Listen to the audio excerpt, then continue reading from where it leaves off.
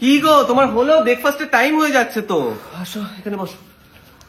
লুচিদি একটু please tissue নিয়ে বসো, প্রচন্ড তেল গো, টেবিল প্লেট প্রচন্ড তেল তেল হবে। এই বিদেশি মেয়ে ছিলে, তোর কি রে? তুই নিজের বাড়িতে থাক না, নিজে শুকনো পাপড় বলে আমার উপরে হিংসে না। ওরম চোখ মুখ লাগালে কি হবে? বাঙালির জল খাবারের সব ক্যাম্পেন আমি আর আমার বডি করি, দেখি আজকে তুই কি করে ট্রফি নিয়ে যাস। দেখো লুচিদি, আমি না ইন্টারন্যাশনাল ক্যাম্পেন করি, তোমার মতো রিজনাল ক্যাম্পেন করি না। আমার অনেক কাজ, প্লিজ সকাল সকাল এরকম ভাবে ঝগড়া করতে এসো না। এক্সকিউজ মি, আসবো? আরে কলা বলো না, বলো। আসলে আমি ভাবছিলাম তোমাদের এই ব্রেকফাস্ট ক্যাম্পেনটায় যদি কলা আর তোমার সাথে আমিও মিশতে পারি। আচ্ছা আচ্ছা আচ্ছা আচ্ছা আচ্ছা, কি বাটিতে তিনজনে একসাথে, ছি ছি ছি ছি ছি ছি ছি।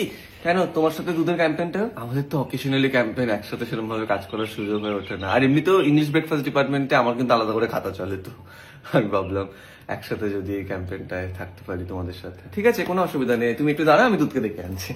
হ্যাঁ, ছি ছি ছি ছি ছি, সব নোংরামো দেখার আগে বাসি এই চায়ে ডুবে কেন মরলাম নাকি যা। এই বিদেশি ব্যাপারটা ছিল না। কি হলো? কি হয়েছে? কিন্তু ওনাকে এরকম ভাবে ফাটালো কি?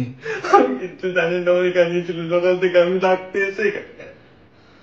তাহলে কি এটা খুন?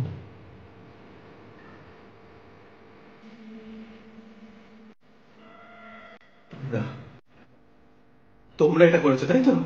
যেটা ব্রেকফাস্ট করতে দিয়ে তোমরা জিততে পারো, ট্রফি তোমরা নিয়ে যেতে পারো, তাই তো? তাই না? তোর সামনে তো আমি আমার বড় বসেছিলাম। আর একজন আছে, কদিন আগে বিশাল ঝামেলা হয়েছিল তোদের সাথে। কি? মুড়ি মুড়ি করেছে এসব।